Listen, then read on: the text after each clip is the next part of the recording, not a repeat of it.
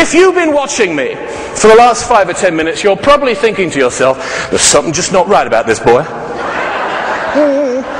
I have Tourettes Syndrome. Has anyone ever heard of it? Lucky for all of you lot, guess what? What is your name? I'm sorry? Lobita? How come you're not over there with him? Okay, come. Can we have a big round of applause for Lobita? Lobita, come join me on stage.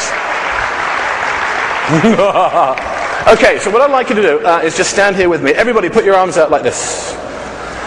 Now squeeze just a little bit down. This is where I get nervous. You're Americans, you're all a Sue happy bunch. One pulled muscle, put your arms out like this. One pulled muscle, I might lose my house. Okay, anyway, I want you to just feel that little squeeze. All I'm asking you to do is think about taking some of the information we go through today and use it in your life and see what happens. Everyone put their hands down. Fantastic. Now, what I want to explain to you, and you can just watch me while we're doing this, I thought you'd get kind of fun being in front of 1,200 people, is imagine this. You're born, your life is wonderful, and at 8 years old, your brain breaks. It doesn't happen like... But it breaks like a mirror does, or like a windshield does. And the most amazing thing is it happens over a month to 2 month period, so it's imperceptible. At 8 years old, you don't know how to verbalize what's going on. All of a sudden, your life is fine, and then it tanks. All of a sudden, you feel massive amounts of anxiety. You can't concentrate. You start getting obsessive-compulsive thoughts. Everything just sort of breaks. And that's exactly what happens to children more and more. And on February the 10th next week, we do this every 6 months. And this is, I really appreciated what Ed said about change this morning, is on February the 10th, we're having a bowling evening, and we have turned, and here's the key, is that you can take a child who's 9, 10 or 11 who thinks that Tourette's is really awful, and they're all caught up in it, and in one evening you can change a kid from thinking about Tourette's as being negative to positive. The difference is, you've got to drag that kid out of the house. In other words, we talk to parents, if your kid has got Tourette's, allow us to just drag him out for one evening. And what happens is they basically come into a room and boom, they let go of all those negative thoughts. And we've literally seen people get their lives back. So if I just see hundreds of kids changing their lives in 1 hour, and I believe all of us can do that. It's a matter of epiphany and choice. So that's one of the things. But what happens is, you're wondering, why am I on stage? Very good question. Hang out for another 5 minutes and we'll get to it. What I want you to do is to realize that there is a black box that sits here, and what it does is it just pours out massive amounts of anxiety. And when it first hits you, you feel like you just want to just jump out of your skin. And then all of a sudden, your body goes... And by the way, who here would like to learn how to have Tourette's? Everyone put your hands up like this, please. Everybody put your hands up. Everybody, please. Everybody. Good. I deputize you all with Tourette's Syndrome for the next 2 weeks. I will teach you how to do it. It's amazing. You'll get rid of stress. So here's what I would like you to do. I'd like you to check out, see that we need to have one of these with the, there we go, fantastic. What I would like you to do, there's a volunteer. I would like you to imagine, what kind of car do you drive? Here, hold that and speak into it. A BMW? A BMW, marvellous. It broke down. Isn't that awful? Come here so everyone can see you. There we go, and they can just look down here. Now, do you like Brad Pitt? Because you're on the side of the road. Yes. Yeah, because you're on the side of the road and you're hoping that it's Brad Pitt. Okay. Okay? The trouble is, it isn't. It's me and my friends from the Tourettes Syndrome, and we're driving to the MGM Grand for the Tourettes Syndrome Association conference. So, we're driving down the highway and the car's wobbling around and going, hi, what's your name? Nice to meet you. How are you feeling, alright? Doing alright? Okay. Now in the back of the car, don't turn around, there's a friend of mine, kind of go close up on the camera on one of these if it's possible, is you get this. Hi, my name's Tristan. I'm single. Are you? No. Okay, don't move for this part. It's really important not to move. Okay. Okay, I just want to make sure that everything's fine. Who here has ever seen the movie Jurassic Park? Right, good. There's a friend of mine, his name is Duncan McKinley. He's got a PhD, he's got full-blown Tourette's. Please don't move, because someone might get hurt here. Okay, this is what he does. Can we have what's your name again? Lupita. Can we have a big round of applause for Lupita?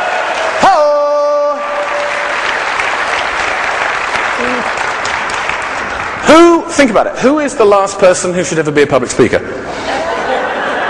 Someone with Tourette's Syndrome.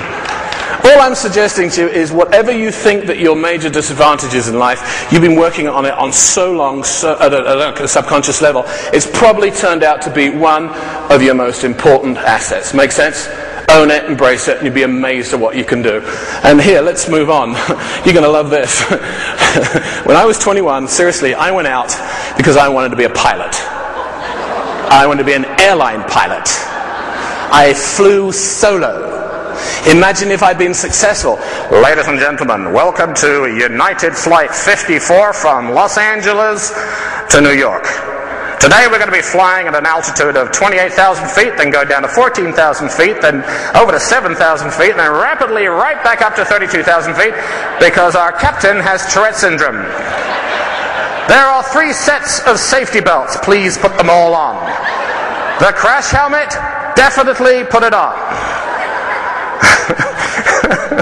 Does that make sense?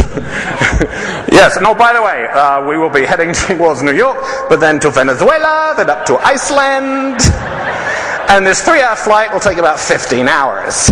Welcome to the politically correct Tourette's Syndrome flight for United Airlines. Okay, let's move on. This is a young friend of mine. His name is Mandeep. Mandeep is one of those rare people because you're all probably thinking, how can we stop swearing? In fact, 9 times out of 10, a client will go, I bet you will swear. Sometime during the 90 minutes. Anyway, what Mandeep has, he has absolutely full-blown Tourette's Syndrome. Think about the worst swear words that you can come up with, and then double it. And that's what this guy does. And then think that you're like a sailor, who are like well-known for swearing. And the wonderful thing about Mandeep, he calls me about once every couple of weeks or so. And what he'll do is he'll swear down the phone, and then he'll say, oh, by the way, it's me, Mandeep. But here's the key. We used this photograph for the national conference, I think it was about 3 years ago. And in order to get that photograph where he's in midair, it took about 15 trials. Does that make sense? He just flew up into the air. And here's the key. For one moment in this kid's life, he was absolutely perfect. And here he is, and if you could ever get to meet Mandeep, he's the most enchanting young man because between the Tourette's Syndrome, you see a wisdom and a peace, of which I will show you at the end of this session. And what's really scary, if you come to Vancouver, British Columbia, he just got his driver's license. I don't know how he did it, but he did. Think about it. And here he is, and I decided not to have children. And if there was ever someone I was proud to have a son, it would be him. There he is, Mandeep. And here is, well, thank you. But here, let's move on. I believe there's a little voice inside of us that stops us from doing things. And if you're in this room, you've already pushed through that voice. What I want to do is to share some tools with you, which I've been able to use in my life, because basically I'm a high-functioning autistic. I see things differently from you. I process information differently. Every moment of my life is all like this. And by the way, a twitch isn't a singularity. It's an orchestral sort of, it's sound of movement and song. I got to do this with my finger, my little finger, and I have to do this, and I have to twitches. I have to pull here and here, and then when I was a kid, I used to look under my. And here's the irony: you have to do it just perfectly. You know those people who have OCD and they can't leave the house? They're going to wash their hands 50,000 times. Who saw the movie The Aviator? Right? That sort of thing. Well, basically, they're our cousins. The difference is, if you just got pure OCD, you have to stay in the house and do all your stuff. With Tourette's, you're mobile. You just bring all your twitches and rituals along with you. Ladies and gentlemen, someone in an audience came up to me about 5 years ago, and he rocked my world, because he basically said, what's cool about you having Tourette's Syndrome is you really can't hide your disadvantage away. You've got to deal with it. You've got to embrace it. Whereas so many of us civilians, or non-twitching people, what we do is we hide those things away and we don't deal with them. It's my hope and my prayer. Let me get to the truth. Is the darker side to Tourette's Syndrome is I normally wake up every morning in hell. You know the movie Groundhog Day? You know, it's like, I think Bill Murray is one of the most incredible actors. When he sits there and is listening to Cher, well, that's what I wake up with every morning. It's like I've had a huge party the night beforehand. Does that make sense? And I wake up completely hungover.